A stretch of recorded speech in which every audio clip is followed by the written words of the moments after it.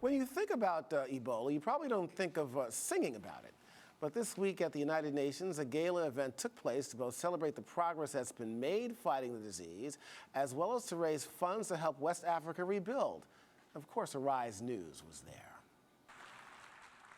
We are here to celebrate progress and solidarity in the final push to defeat Ebola and help the affected countries build for a better future. Ebola was silent killer, raging so hard in West Africa. Where television does not reach, where newspapers don't reach, music will reach. In Africa, music is a wonderful mode of communication, and I think singing in the different African languages, you reach every African, even in the villages.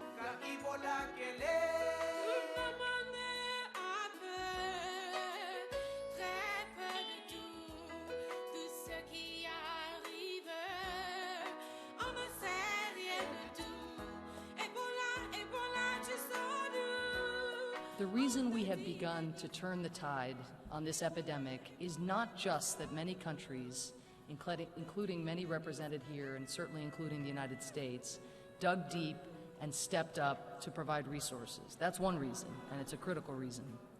But the tide is turning above all because we did not let our fear drown out our understanding and appreciation of our common security and our common humanity. We feel very, very sorry for the Ebola in Africa. So we pray people to help us for this sickness. Please, that's because I'm here.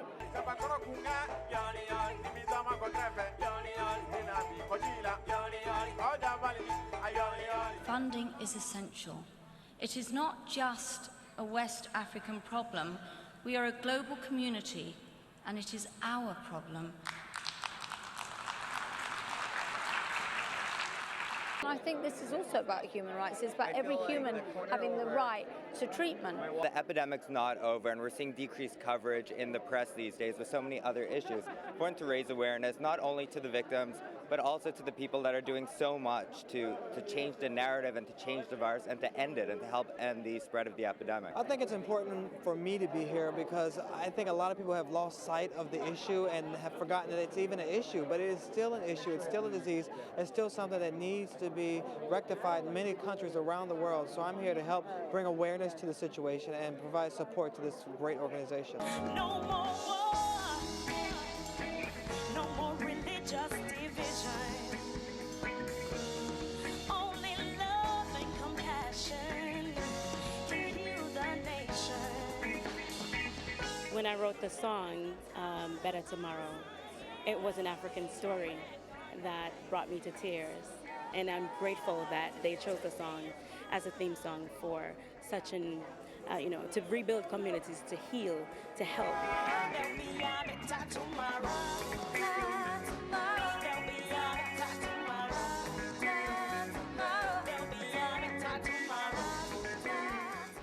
Well, joining us are the two producers of the concert, Terence, Dudley, and Brandon Cohen.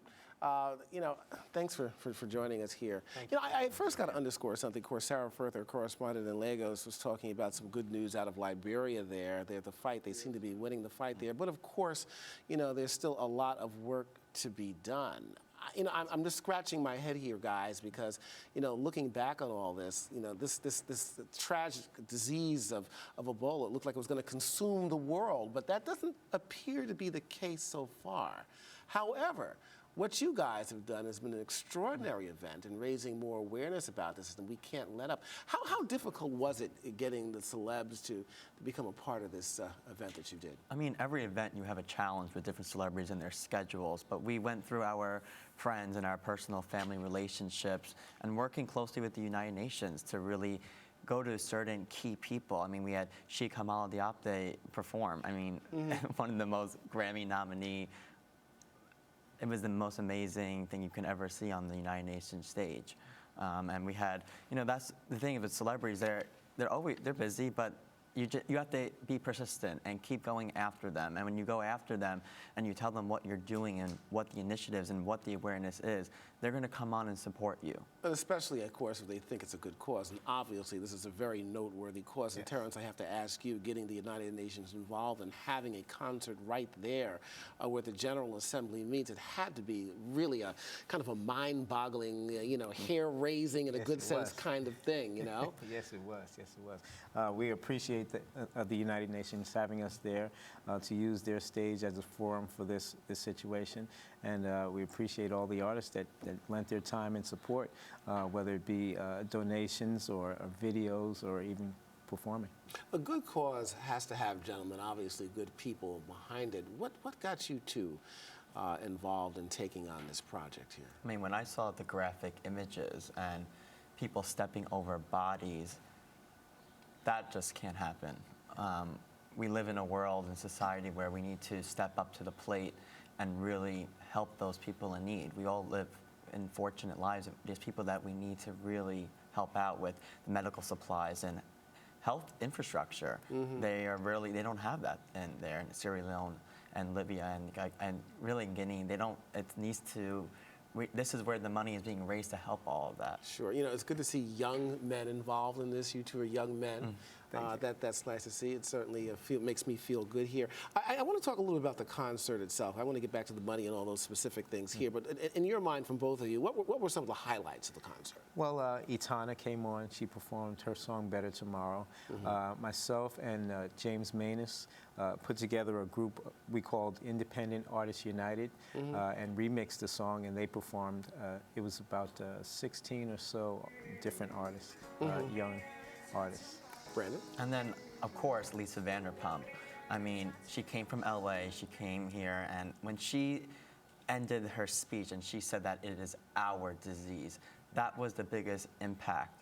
I watched her and I was almost crying because that's just so powerful. It's just amazing you could have a concert of this magnitude without Kanye West. They're grabbing the spotlight up on the stage. This is good. I want to get down to some serious matters here in terms of money being raised. Obviously, it all boils down to the money. I say that all the time. If it's not about the money, it is indeed about the money, gentlemen. Can you tell us how much money was raised at this point?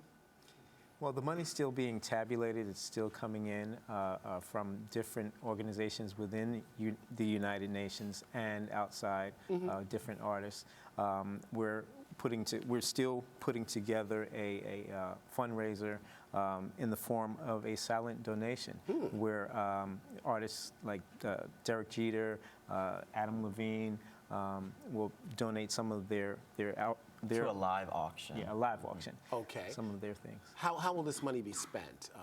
Once it's all toward medical supplies or medical supplies, orphanages, hospitals. They're building a mobile clinics. Mobile clinic, yes. Okay, look, real quick, we have less than 30 seconds. If people will still want to donate money, how do they do that, gentlemen? We have a hashtag Ebola and Beyond, which will give all the information. And our website is www.ebolaandbeyond.com. Okay, you heard it first here on The Rise of You. Of course, Terence, Dudley, Brandon, Cohen, gentlemen, thank you so much. Thank you for having us. And many blessings to you. Thank you. All right. And thank you for joining us for A Rise Review. You can keep in touch with all the Rise News programs on Facebook. I'm Julian Phillips, and as always, have a great, great week. No more tears.